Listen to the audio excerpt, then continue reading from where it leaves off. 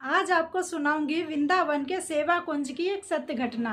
कहते हैं गीता प्रेस गोरखपुर में पूज्य श्री हरि बाबा की एक डायरी रखी है जिसमें हस्तलिखित लेख है ये सत्य घटना।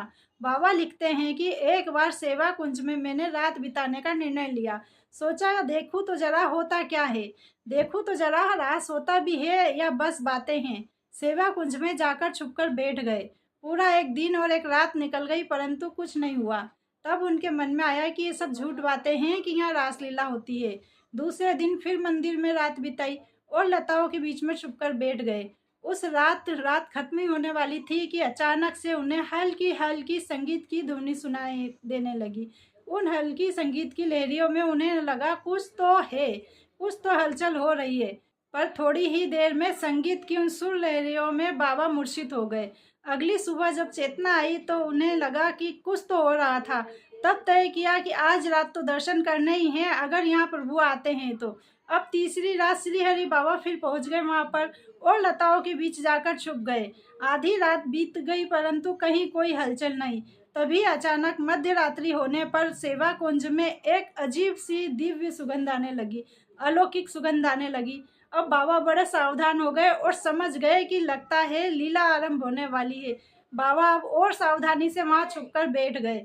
कुछ समय बाद उन्हें नुपुर की धीरे धीरे झनकार सुनाई देने लगी, छन छन छन, और बाबा को लगा कि कोई उनकी तरफ ही आ रहा है।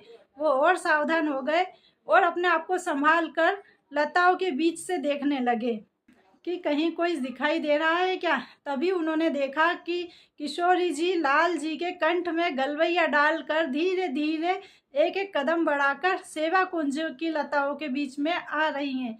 तब बाबा ने जैसे ही उन्हें देखा उनकी आंखें चुंधिया गई, संभल गए वो, और उन्होंने लिखा कि आज प्रिया जी को देखकर मन के सारे मेल धुल गए। तभी उन्होंने देखा कि किशोरी जी को कुछ आभास हो गया है और वो लताओं के पास जाकर कुछ सूंघने लगी हैं। तब लल्ला जी ने उनसे पूछा, क्या हुआ प्रिय, ये आप क्या सूंघ रही हैं, आपको कोई सुगंध आ रही है क्या। तब किशोरी जी ने कहा, लाल जी हमें लगता है कि आज हमारे इस निकुंज वंज में कोई मानव है, किसी ने तो प्रवेश किया है, क्योंकि हमें मानव की गंध आ रही है। बाबा ने जैसे ये सुना उनकी आंखों से आंसू बहने लग गए। उनके मन में भाव आया कि राधा रानी और कृष्ण यहाँ विहार कर रहे हैं, मैं क्या करूँ उनके लिए, क्या क्या सेवा करूँ उनकी, ऐसा क्या करूँ कि उनका मार्ग स्वच्छ हो जाए। तब उन्होंने सोचा चलो झाड़ू लगा देता हूँ ताकि झाड़ू से उनका मार्ग स्वच्छ हो जाए और उनके पैरों में कोई कंकड़ ना चुभे।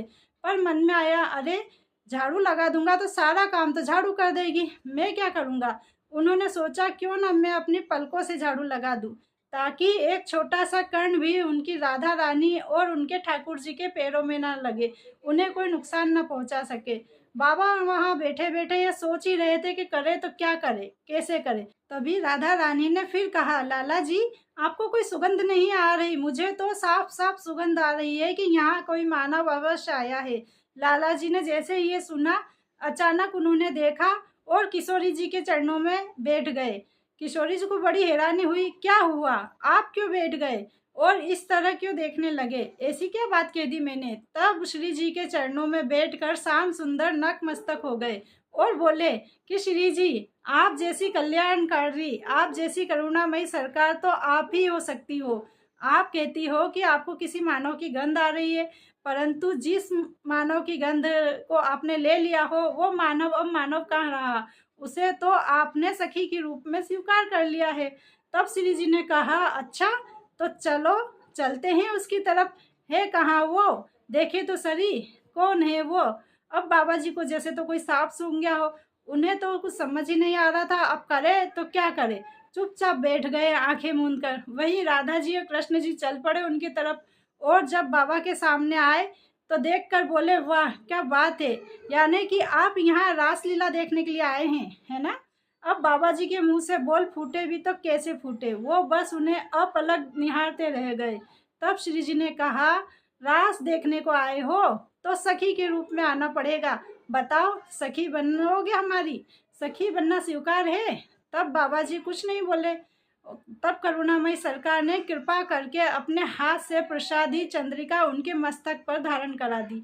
बाबा लिखते हैं कि उसके बाद जो लीला मेरे साथ हुई वो तो मैं लिख ही नहीं सकता, क्योंकि ना वो वाणी का विषय है ना वो कलम का विषय है।